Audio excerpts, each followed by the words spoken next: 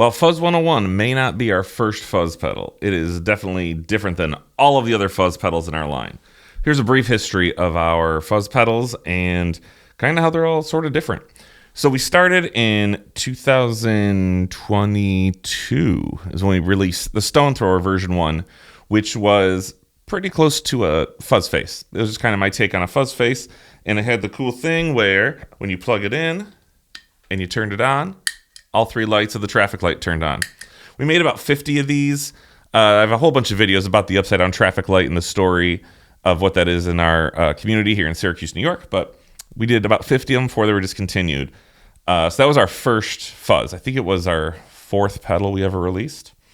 So once that was discontinued, we went and made another fuzz which is very similar, but with some changes. We kept the core of the circuit the same, but we added a tone control and we added a boost on the end of it just to add another stage of gain and make it louder.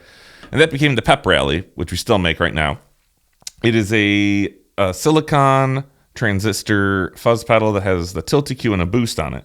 When we released it, we also did a limited edition germanium version, which is this one with the nighttime logo on it.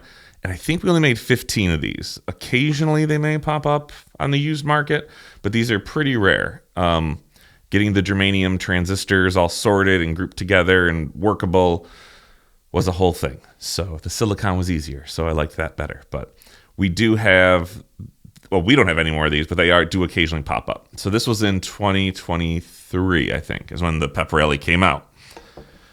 In 2024, we wanted to do an entirely different kind of fuzz, and we did a Big Muff style, which is kind of my favorite type of fuzz, which became part of the class reunion. The black side was a 90s Russian Big Muff style fuzz. The green side was our Trash Panda Overdrive, and they're in parallel. You can blend them together, get some real unique fuzz and drive tones in there. And then I think it was the year after. Was it that year? Maybe the year after. It was 2025.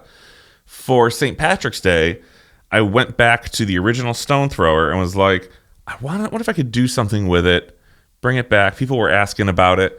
Can we do something different than what we did when we made the Pep Rally? So I went back to the original schematic for the Stone Thrower and added an op-amp preamp section, which became Stone Thrower version 2. And we've been releasing these on St. Patrick's Day in a limited batch for the last 2 years. So on this one, when the pedal's off, the red light's on. When you turn it on, the yellow light's on. And this is the same circuit as version 1. The yellow light is the version 1. And then when you flip the toggle switch up, the green light comes on, and then it becomes the version 2 with the op-amp preamp in it. So you can turn it off and either go to the new version or turn it off and go to the old version, depending on how you have the toggle switch set. So these are limited edition.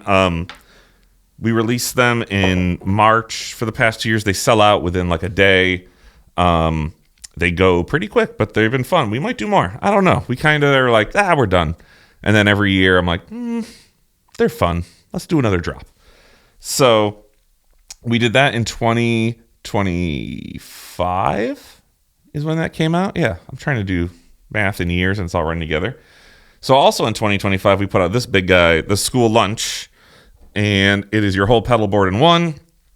It has a delay, a drive, a fuzz, and a boost.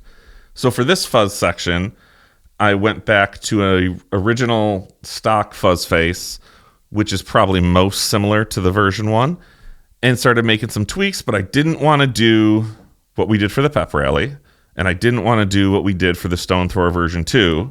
So I went back to the original design, changed out some transistors, so this one has different transistors than are in these guys, and we added the external bias control to really kind of make it its own thing. So if you're following our story here, it all starts with this, which led to this, which, if you went down a different timeline, led to this, and then if you go down a third timeline, it leads to this guy. And then this is sort of in its own world. So now for this time, for Fuzz 101, right here in the center, I went back and wanted to do a fuzz again.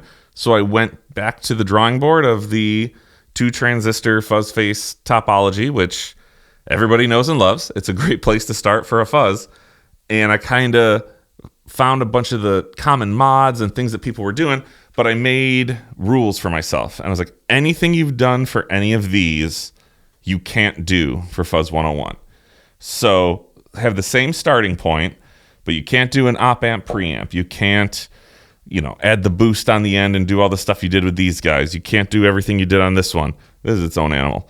So went through, changed a whole bunch of stuff, an entirely different tone stack than is in any of these other ones. Kept the bias control on from this version and put it into here. It's a little different, but it's the same concept.